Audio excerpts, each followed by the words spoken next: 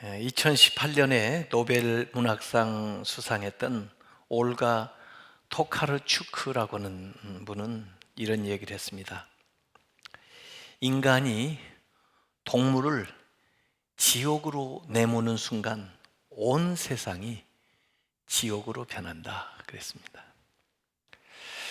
이제 근래에 들어서 많은 자연재해들이 그렇게 다가오고 있습니다. 네. 지진도 그렇고 태풍도 그렇지만은 이제 이 홍수, 코로나19 이런 것들이 전 지구적으로 많은 사람들에게 위협을 가하는 요인이 되었는데, 과거에는 우리가 위협을 당할 때 직접적인 인간이 인간의 생명을 위협하는 이 직접적인 위협이 많아서 또 살인이나 전쟁이 일어나곤 했지만, 지금은 간접적인 위험입니다.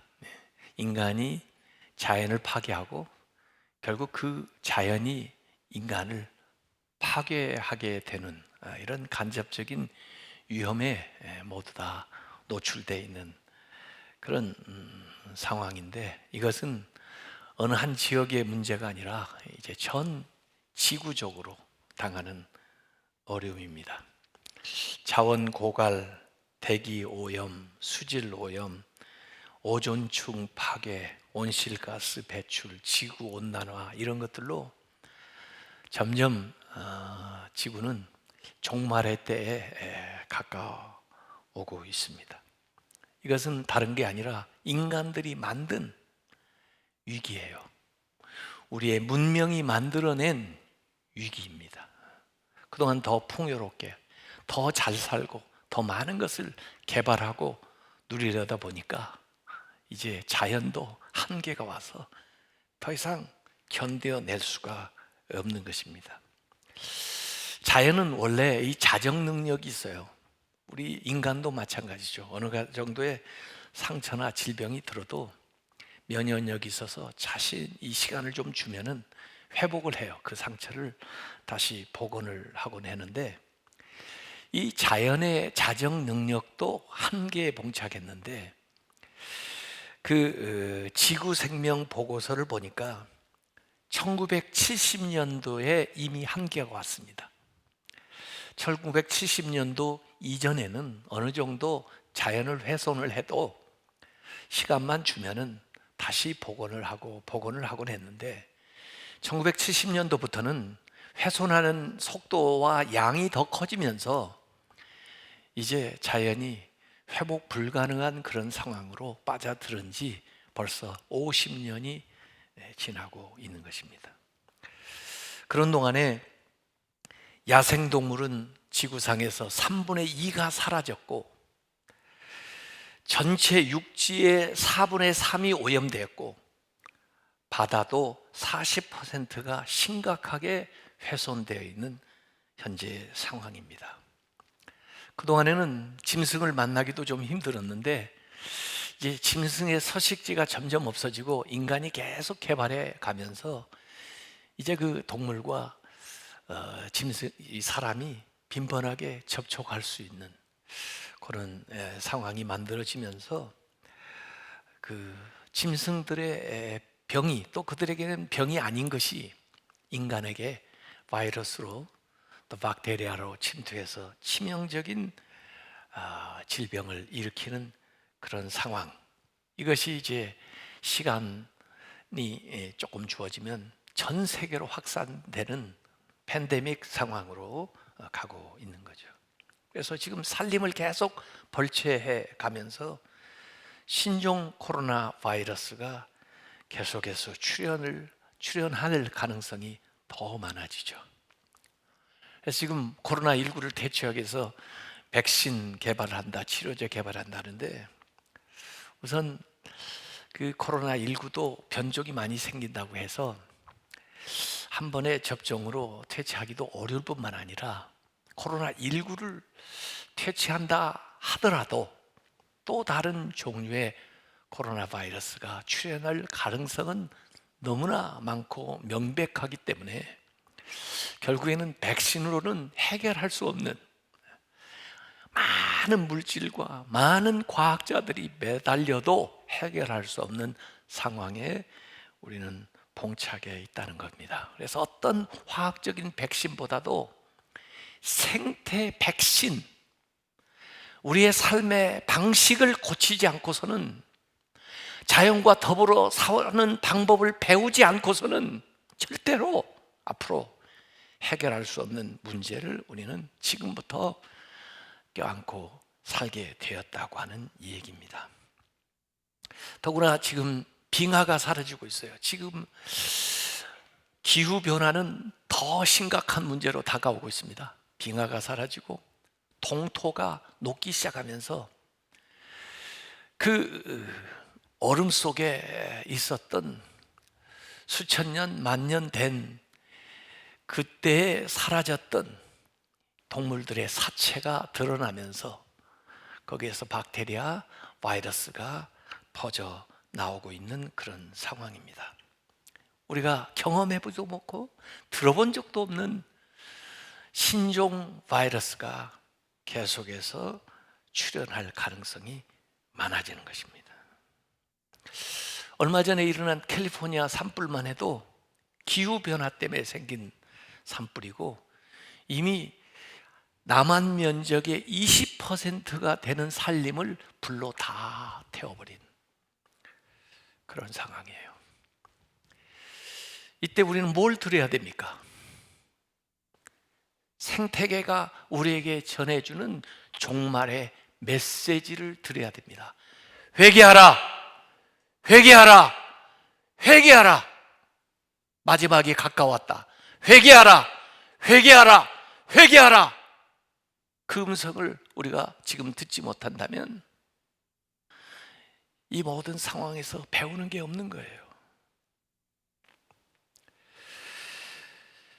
지금 우리 인류는 문명이 가져온 위기를 겪고 있고 가치의 위기를 겪고 있습니다. 지금까지 살아왔던 가치관을 바꾸지 않으면 다시는 돌이킬 수 없는 상황으로 빠져들어가고 있다고 하는 것입니다. 지금까지 우리는 어떻게 살았나요? 인간 중심적으로 살았습니다. 어떻게 살았나요? 물질 중심적으로 살았습니다. 인간 중심, 물질 중심으로 살았던 그 세계관을 하나님 중심, 생태계 중심으로 바꾸지 않으면 이 문제를 해결할 길이 없습니다. 자연 만물을 도구로 여겼던 그런 사고에서 공생적인 사고로 더불어 함께 살고자 하는 생각을 하지 않으면 안 됩니다. 단기적인 것보다는 장기적인 사고, 성장보다는 성숙으로, 탐욕적인 인생관에서 절제의 인생관으로 변화되지 않으면, 자연을 기계적으로 취급하던 거에서 유기체적인 자연관으로 우리의 생각이 변화되지 않으면 이러한 상황은 언제라도 다시 재현된다고 하는 것입니다. 근데 실제로 우리가 노력할 수 있는 것이 주변에 있는 간단한 것들이 많아요. 식량 문제, 땅을 활용하는 문제, 연료, 이 문제에서부터 우리가 새로운 방식의 삶을 개발하지 않으면 안 된다는 것이고, 그러한 것은 우리가 손쉽게 우리 주변에서도 할 수 있는 것인데, 전쟁을 예방하고 전쟁에 이기기 위해서는 엄청난 군비를 각 나라마다 쏟아 부으면서 이 같이 직면하고 있는 이 생태계의 문제를 해결하기 위해서는 그만큼의 돈도 투자하지 않는 이 나라들이, 이 선진국들이 어떻게 이 문제를 해결할 수 있겠나? 이제라도 이 문제를 해결하기 위해서 더 근본적으로 나라들이 모여서 그전에 살아왔던 삶의 방식을 되돌아보고 돌이키지 않는다면 온 인류는 멸망의 길로 치달을 수밖에 없다 하는 사실을 우리는 목도하고 있는 것입니다. 하나님 원래 세상을 만들 때 세상을 조화롭게 만드셨고, 그 다음에 순서적으로 이렇게 세상을 만드시면서 우리 모두가 연결되게 만드셨어요. 그래서 알고 보면은 우리 생태계 모두가 우리와 더불어 친족입니다. 더불어 함께 살아야 될 이웃이죠.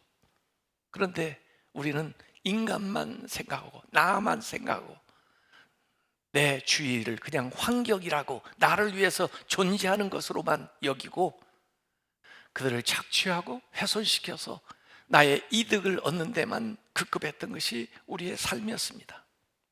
이제라도 그러한 삶의 방식을 뒤바꾸지 않으면 근원적으로 이 문제를 해결할 수가 없다는 거예요. 그래서 오늘 바울은 로마서 8장 22절에 피조물이 다 이제까지 함께 탄식하며 함께 고통을 겪고 있는 것을 우리가 안다 그랬습니다. 우리 인간만 지금 탄식하는 것이 아니고 이미 이전부터 이 인간들 때문에 이 자연 만물이 탄식하면서 고통을 받았던 것들이 이제 우리가 알아들을 수 있는, 우리가 볼 수 있는 방법으로 그 메시지를 전해주고 있는 거예요. 자연 만물이 탄식하고 있는 것을 우리에게 보여주는 겁니다. 마치 이스라엘이 애굽에서 하나님 앞에 구원해 달라고 하소연을 하는 것처럼 이 피조물들이 하나님 앞에 탄식하면서 구원을 열망한다는 것입니다. 로마서 8장 19절에도 피조물이 고대하는 바는 하나님의 아들들이 나타나는 것이니, 이 피조물들은 우리와 더불어 함께 구원을 받아야 될 구원의 파트너라는 것이에요. 우리 인간들이 하나님 앞에 정말 온전히 구원되는 때를 이 피조물들도 같이 기다린다는 거예요. 그 구원에 참여하기 위해서. 로마서 8장 21절에도 그 바라는 것은 피조물도 썩어짐의 종로를 한 데서 해방되어 하나님의 자녀들의 영광의 자유에 이르는 것이냐, 이렇게 말씀했습니다. 창조 때도 이 우주 만물이 우리와 더불어 같은 하나님에 의해서 만들어진 친족인 것처럼 이 구원에 있어서도 이 우주 만물과 더불어 함께 새 하늘과 새 땅에 세상이 펼쳐진다는 것입니다. 그것이 이사야가 또 성경에서 우리에게 보여줬던 구원관이에요. 이 세상은 우리와 같이 공생해야 되는 세계다 하는 사실을 우리에게 가르쳐 주는 거죠. 그래서 우리는 창조 생태학적인 세계관을 형성하고 나가야 된다는 겁니다. 인간은 인간 이외에 대지, 바다, 대기, 식물, 물고기, 동물과의 적절한 관계를 설정하고 더불어 함께 살아가야 될 공생의 세계라고 하는 것을 다시 인식을 해야 된다는 거예요. 자칫 기독교 신앙이 성과 속을 구별해 가지고 우리의 영은 거룩하고 육신은 죄악되다, 신앙생활하는 것은 거룩하고 세상 생활은 불결한 것이다, 우리의 구원이 영혼의 구원만 있는 것이다, 이렇게 잘못 가르친다고 하면은 세상에 이 불행과 어려움은 계속될 수밖에 없는 것이죠. 하나님은 우리의 영혼뿐 아니라 우리의 육체까지도 귀하게 여기세요. 그것을 보여준 사건이 성육신이에요. 하나님의 보이지 않는 형상이 인간의 몸을 입고 이 세상에 오신 것은 인간의 육신에 대한 하나님의 긍정입니다. 오늘 우리가 행했던 성찬식도 세상에서 육체의 요동을 통해서 얻는 이 밀을 통해서 만들어진 빵과 이 포도를 통해서 만드는 포도즙이 하나님의 은혜의 수단이 돼서 우리에게 주어질 수 있다고 하는 것을 보여준 일이에요. 이 성례절이, 우리가 베푸는 세례도 이 물을 통해서 하나님께서 우리에게 베푸시는 사죄의 은총을 보여주는 수단이 되는 거죠. 이 우주 만물이 성예전적인 의미를 가지고 우리에게 다가올 수가 있는 것입니다. 더구나 하나님께서 우리 인간은 이 만물의 마지막 인간을 만들면서 인간만 흙으로 만든 게 아니라 동물도 흙으로 만들어요. 같은 재료로 만들어졌습니다. 다만 인간에게는 하나님의 형상을 부여하면서 특별히 이 만물을 잘 보존하고 또 그 만물을 잘 지켜야 되는 그러한 청지기로 인간을 만드셔서 생명의 지킴이로 인간을 만든 겁니다. 인간이 만물보다 뛰어난 특별한 노블레스, 하나님의 특권을 우리가 받게 된 것은 오블리지, 거기에 따른 의무와 책임이 있다는 것을 의미하는 겁니다. 우리 인간이 인간 중심으로 살면서 자연 만물을 훼손하라고 주신 것이 아니라 인간이 그러한 책임과 의무감을 가지고 하나님이 만드신 세상을 잘 보존하고 청지기 역할을 잘하라고 인간을 세워놨는데, 인간이 범죄함으로써 하나님과 인간의 관계가 어긋나고 인간과 인간의 관계가 단절되고 자연과 인간의 관계가 단절돼서 인간의 죄악 때문에 자연조차도 황폐화되고 어려움을 겪은 거예요. 그 인간의 죄악 때문에 최초의 심판, 홍수의 심판이 왔을 때 하나님께서 노아를 준비해가지고 구원한 것은 노아의 가족뿐만 아니라 동물들까지 같이 구원하는 거예요. 소우주가 그 방주 안에 들어있던 것입니다. 더불어 함께 살아가는 모습을 우리에게 보여주고, 그 방주 사건 이후에도 무지개를 통해서 하나님이 언약을 맺으시는데 인간뿐 아니라 모든 생태계와 더불어서 하나님은 언약을 맺으셨어요. 이 생태계도 하나님과 우리 인간과 더불어 언약의 대상이었다 하는 것을 성경은 우리에게 계속해서 가르쳐주고 있습니다. 이 성례적인 우주론, 그리고 이 자연 만물을 통해서 하나님 우리에게 계속해서 들려주시는 말씀, 이런 것들을 우리가 귀담아 들어야 됩니다. 일찍이 바울은 예수님 오시기 전에 세상은 어떠했나? 아니, 심지어 하나님에 대해서 들어보지 못한 사람들은 어떻게 되나 하는 그 질문에 대해서 로마서 1장 19절 20절에 이야기를 했습니다.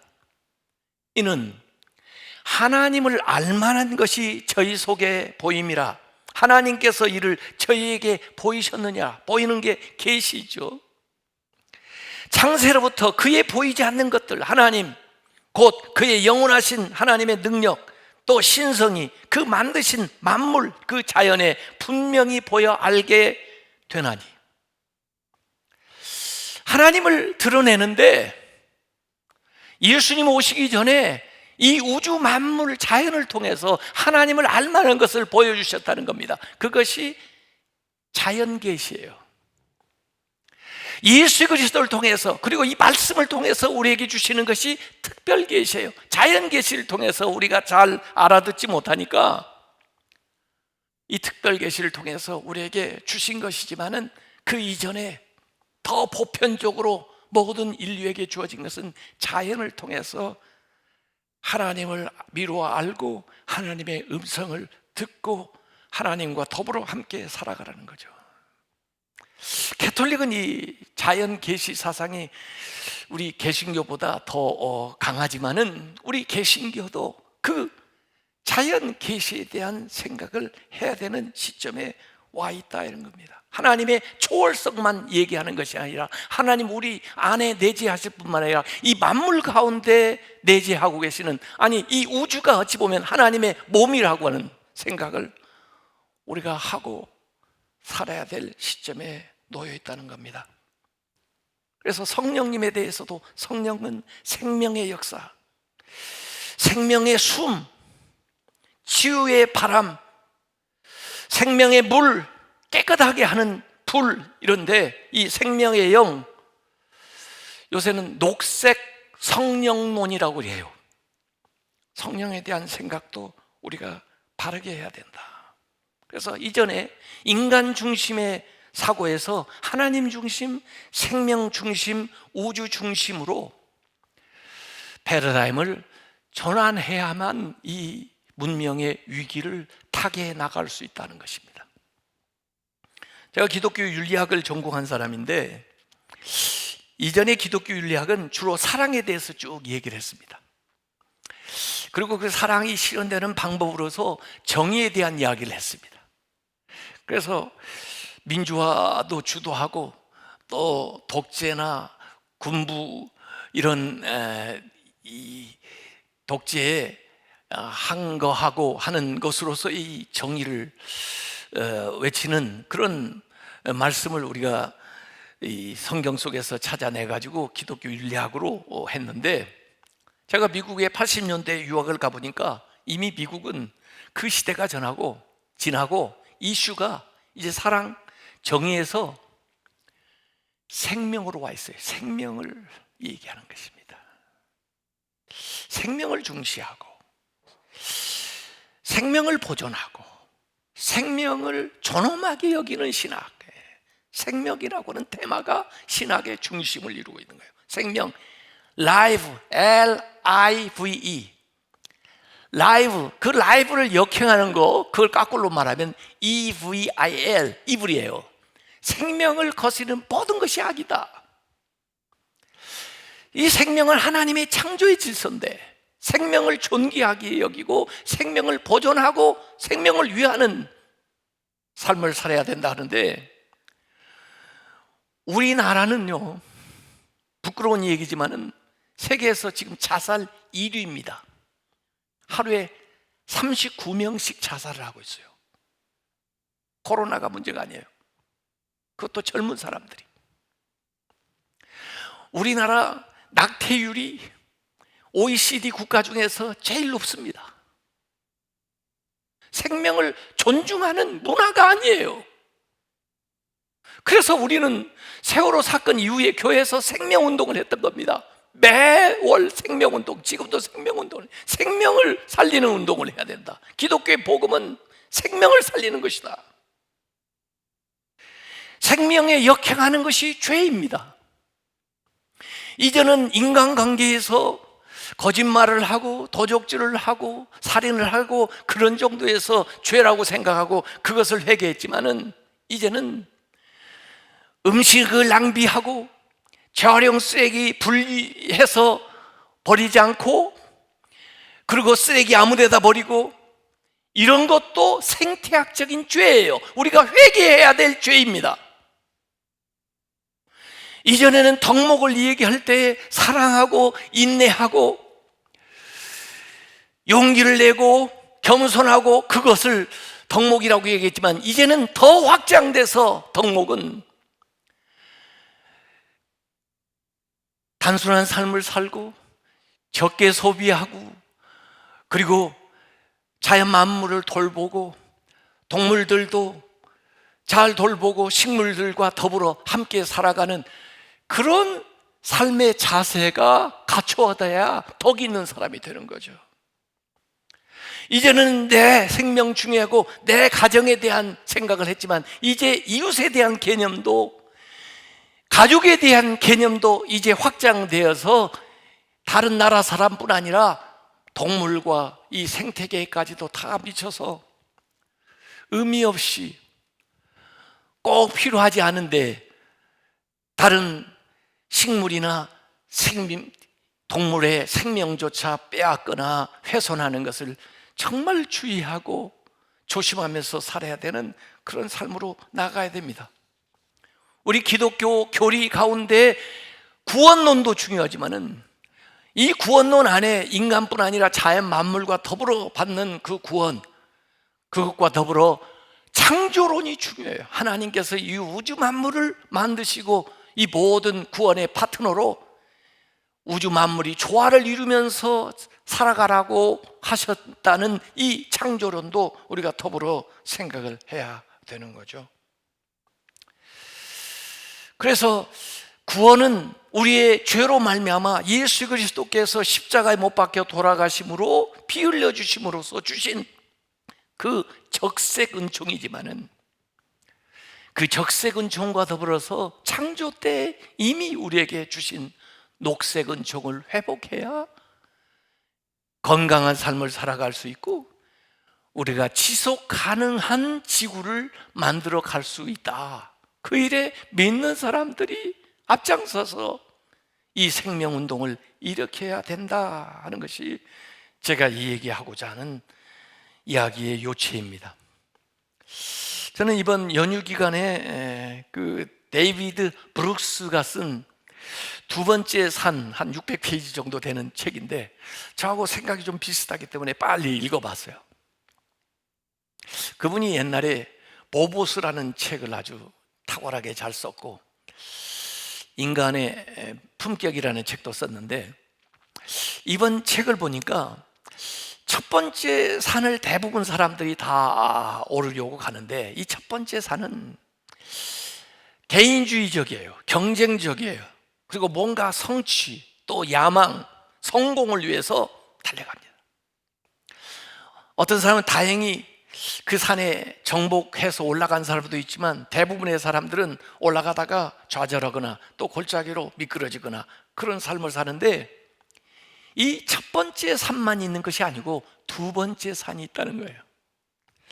오히려 첫 번째 산에 오르는 것보다 두 번째 산이 더 중요하다는 겁니다. 이 두 번째 산은 공동체가 더불어 함께 살아가는 같이 올라야 될 산이에요. 이것은 자기의 사명이기도 하고 자기의 소명이기도 하고 또 다른 사람들을 섬기고 또 헌신하는 일이기도 하고 다른 사람을 세워주면서 함께 살아가는 세상이에요. 첫 번째 산에서는 사람들이 행복을 얻으려고 하지만은 이 두 번째 산에서 얻을 수 있는 것은 기쁨이에요. 기쁨. 남에게 베풀면서도 기뻐요. 남을 세워주면서 기뻐요. 더불어 함께 살아가면서 기뻐요. 그 공동체 생활의 모델을 결혼, 직업, 신앙생활, 공동체 뭐 이런 것으로 그가 설명을 해놨는데 어찌 보면 이 사람이 저널리스트인데 제가 보니까 이 신학자가 해야 될 얘기, 목사가 해야 될 얘기를 해놓고 있는 것 같아요. 근데 딱 한 가지 아쉬운 게 있어요. 그게 뭐냐면 생태계에 대한 이야기를 안 했더라고요. 사실 다른 타인들, 다른 나라에 있는 사람들과도 더불어 함께 살아야 되지만 이제는 자연 만물이 우리의 이웃이고 우리의 가족이에요. 우리가 그들과 더불어 함께 돌보면서 살아가야 되고 그들과 더불어서 하나님의 구원을 받아야 될 파트너라고요. 그러면 오늘 우리의 삶을 어떻게 살아야 될 건가?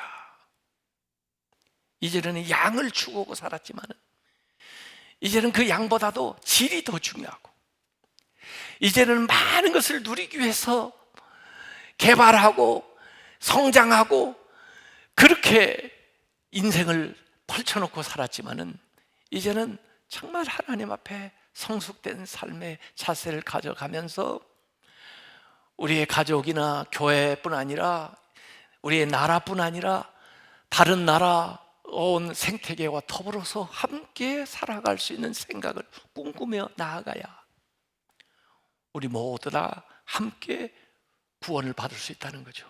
어찌 보면 이번 코로나19는 거기에 대한 자각을 우리에게 시켜주는 것입니다. 당면한 코로나19를 극복하는 것도 귀하고 화급한 일이겠지만은 더 장기적으로 생각할 때 우리의 삶의 방식, 우리의 생각, 패러다임을 바꾸지 않고서는 이러한 위기를 근원적으로 타개할 수 있는 길이 없다 하는 생각을 하게 되는 거죠. 그 일이 대단한 일이 아니라 오늘 내가 음식을 섭취하는 일에서부터 내가 땅을 관리하는 일에서부터 내가 에너지를 소비하는 일에서부터 우리가 더불어 함께 살아가고자 하는 삶의 방식을 개발할 때 근원적으로 장기적으로 이러한 문제들을 해결할 수 있고 우리의 다음 세대, 우리 자녀들에게 더 나은 세상을 물려줄 수가 있다는 거예요. 그 일에 우리 믿는 사람들이 앞장서시기 바랍니다. 그 일에 힘 있는 나라들이 앞장서서 그 일에 더 생각을 모두고 물질을 모두어서 우리 모두가 같이 살 수 있는 길을 마련해 주시길 바랍니다. 기도하겠습니다. 아버지 하나님, 오늘 자연 생태계가 우리에게 아우성을 치는 이 소리를 저희들이 들으면서도 마음에 깨달음이 없습니다. 우리의 생각을 일깨워 주시고 우리의 잘못됐던 삶의 방식을 고칠 수 있게 해주시고 더불어 함께 공존하고 공생할 수 있는 길로 나아갈 수 있도록 우리 믿는 사람들이 생명운동을 일으키고 그리고 선진국들이 같이 모여서 이 문제를 해결하는 데 저들의 모든 역량을 동원할 수 있도록 하나님께서 역사하여 주시옵소서. 예수님의 이름으로 기도하옵나이다. 아멘.